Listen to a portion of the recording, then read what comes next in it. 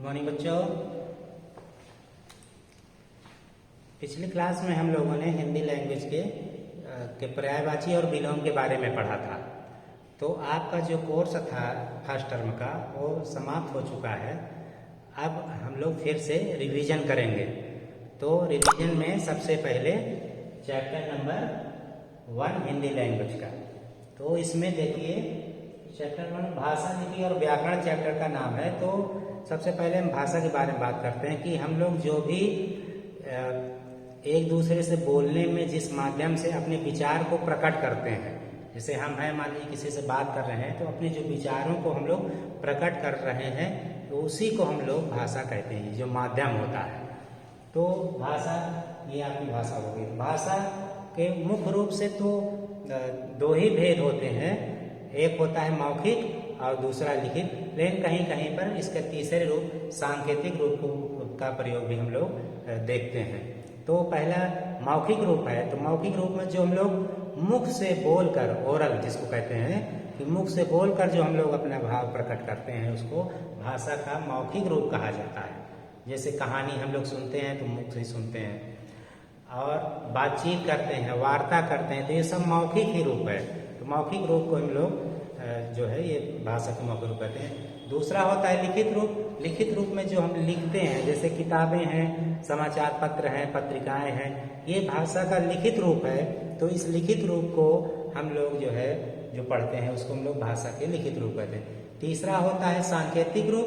तो सांकेतिक रूप में जो हम लोग इशारों से बात करते हैं, जैसे किसी से हम लोग बात करते हैं तो इशारों से करते हैं, संकेत से करते हैं। जैसे कोई दूर खड़ा है तो उसको ऐसे इशारे से बुला लिया या उसको रोक दिया। तो जो भी ज़्यादातर गूंगे बहरे इस भाषा का इस्तेमाल करते हैं, तो इसको हम लोग भाषा का सांकेतिक रूप भी कहते हैं। ठीक। भाषा के बाद एक अगली भाषा और होती है मातृभाषा, मदर टंग, जिसको हम लोग कहते हैं कि हमारी मातृभाषा क्या है। तो हम लोगों की मातृभाषा हिंदी है ना। तो क्योंकि हम लोग जब जन्म लेते हैं तो जो भाषा अपनी माँ से, अपने परिवार से सीखते हैं उस भाषा को ही हम लोग मातृभाषा कहते हैं। तो हम लोगों की मातृभाषा हिंदी है। मातृभाषा के बाद एक और भाषा होती है राष्ट्रभाषा। राष्ट्रभाषा जो पूरे राष्ट्र में सबसे ज़्यादा बोली जाती है, यानी भारत हमारा बहुत बड़ा देश है, तो यहाँ सबसे ज़्यादा भाषा हिंदी ही बोली जाती है। इसीलिए इसको राष्ट्रभाषा की दर्जा दी गई है, क्योंकि लगभग 14-15 स्टेट में हिंदी ही बोली जाती है। इसीलिए जैसे उत्तर प्रदेश, मध्य प्रदेश, बिहार, राजस्थान है ना, तो इस जो भी स्टेट हैं यहाँ की भाषा क्या है, हिंदी है। इसीलिए इसको हम लोग राष्ट्रभाषा की दर्जा देते हैं। राष्ट्रभाषा के बाद एक होती है राजभाषा। राजभाषा में हम लोग जो हमारे सरकारी कामकाज की भाषा होती है, जैसे हम लोग कोर्ट जाते हैं, कचहरी जाते हैं, या बोर्ड ऑफिस जाते हैं, या नगर निगम, जो भी ऑफिस है सरकारी, ये बिजली विभाग है, तो यहाँ जो भी कामकाज की भाषा है, जो भी हम लिखते हैं, एप्लीकेशन देते हैं, जो भी कार्रवाई होती है वो हिंदी में ही होती है। इसीलिए इसको हम लोग राजभाषा कहते हैं। और हिंदी राजभाषा 14 सितंबर 1949, 14 सितंबर 1949 को ये स्वीकार किया गया था। इसीलिए हर साल 14 सितंबर को हम लोग हिंदी दिवस भी मनाते हैं। उसकी तैयारियां कहीं कहीं 1 महीना पहले से और कहीं कहीं 1 हफ्ते से पहले से शुरू हो जाता है। तो 1 महीना बाद आने ही वाला है हिंदी दिवस। ठीक। फिर इसके बाद अगला टॉपिक है लिपि। तो लिपि ये हम लोगों को लिखने का जो ढंग होता है, जैसे बोर्ड में हम लोग यहाँ से डेट लिखते हैं, यहाँ टॉपिक लिखते हैं, सब्जेक्ट लिखते हैं, तो ये जो हम लोगों को लिखने का ढंग है ये देवनागरी लिपि बोली जाती है। तो हम लोगों की जो भाषा है, लिपि है, हिंदी है, संस्कृत है, मराठी है, गुजराती है, बिहारी, इन जो भी भाषाएं हैं उनकी लिपि एक ही है, देवनागरी। तो ये आपकी हो गई। इसके अलावा कुछ और भाषाएं हैं मुख्य रूप से, जैसे पंजाबी है, तो पंजाबी भाषा की लिपि गुरुमुखी होती है। ठीक। और इसके अलावा एक और भाषा उर्दू भाषा भी हमारे उत्तर प्रदेश में तो बहुत है, लेकिन उर्दू भाषा भी बहुत मात्रा में बोली जाती है। तो इसको लिपि जो होती है फारसी, ये फारस से आई है भाषा, इसीलिए इसकी भाषा फारसी बोली जाती है। जो अंग्रेजी भाषा होती है उसकी लिपि रोमन लिपि होती है। रोमन लिपि का मतलब कि जैसा है वैसे लिख दो। अब जैसे ये मान लीजिए कि भाषा है तो ये हिंदी में भाषा लिखा है, अगर इसी को हम लोग इंग्लिश में लिख दें BHASHA, ये हो गया आपका रोमन, है ना। जैसा है वैसे ही उसको इंग्लिश में लिख देना, वो रोमन लिपि कहलाती है। तो एक बात और कि ये आपकी लिपि हो गई, भाषा हो गई, बोली।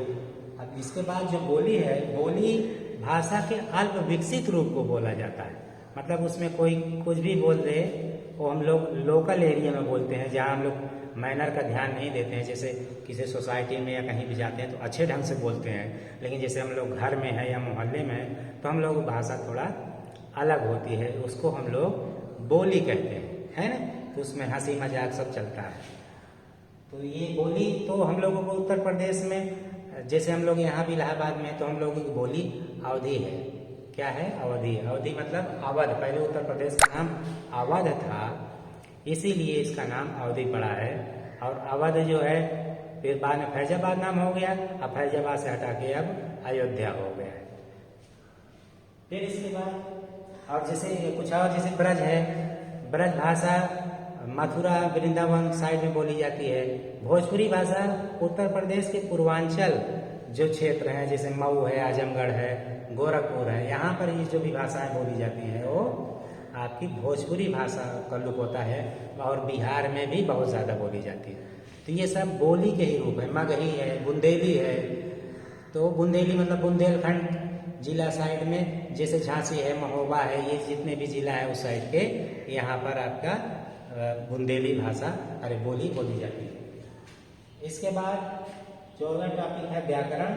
व्याकरण का ज्ञान इसलिए आवश्यक है कि जो भी हम लोग बोलते हैं ढंग से उसको लिखते भी हैं, यानी पढ़ने और लिखने में तो शुद्धता का ध्यान देना पड़ता है। तो अगर हम शुद्ध रूप से लिखेंगे और पढ़ेंगे तभी उसको उसी को कहते हैं कि व्याकरण ज्ञान आवश्यक है। तो व्याकरण ज्ञान होगा तभी हम किसी चीज़ को शुद्ध लिख भी सकते हैं और पढ़ भी सकते हैं और बोल भी सकते हैं। तो हमारे चैप्टर में व्याकरण के मुख्य रूप से 3 अंग भी कह सकते हैं, 3 भेद भी कह सकते हैं और 3 प्रकार भी कह सकते हैं। तो व्याकरण के मुख्य रूप से 3 प्रकार हैं। आपके पहला है वर्ण विचार, दूसरा है शब्द विचार और तीसरा वाक्य विचार। तो वर्ण विचार इसलिए कि भाषा के सबसे छोटी इकाई को, भाषा की जो सबसे छोटी इकाई होती है उसको हम लोग वर्ण कहते हैं। यानी भाषा की शुरुआत जहाँ से हुई, जैसे छोटा बड़ा छोटी का खा वगैरह जितने हैं, का आ से लेकर ज्ञा तक ये वर्ण हैं और वर्णों को ही मिलाकर शब्द बनता है। तो वर्ण विचार में मतलब वर्णों के बारे में अध्ययन होता है और वर्णों के मेल को हम लोग शब्द कहते हैं। इसलिए शब्द विचार वो भी एक अलग टॉपिक है। और जब शब्द बन जाता है तो शब्दों से ही वाक्य बनता है। जैसे फा धन ला जोड़ दिया तो क्या हो गया? फल, है ना। अब ये तो शब्द हो गया। अगर हम कह दें कि फल बहुत मीठे हैं तो ये आपका वाक्य हो गया। तो ये तीनों एक दूसरे पर निर्भर है, यानी वर्ण विचार, शब्द विचार और वाक्य विचार। तो ये 3 आपके हो गए हैं। और ये चैप्टर 1 का रिवीजन हम लोगों ने आपको करा दिया है। एक्सरसाइज भी आप लोगों को करा दी गई थी। एक्सरसाइज में मुख्य रूप से जो कॉपी में करनी थी एक्सरसाइज 5, 7 और 11 यही कॉपी में कराई गई थी। आप लोग इसका रिवीजन कर लीजिएगा। ठीक है, धन्यवाद।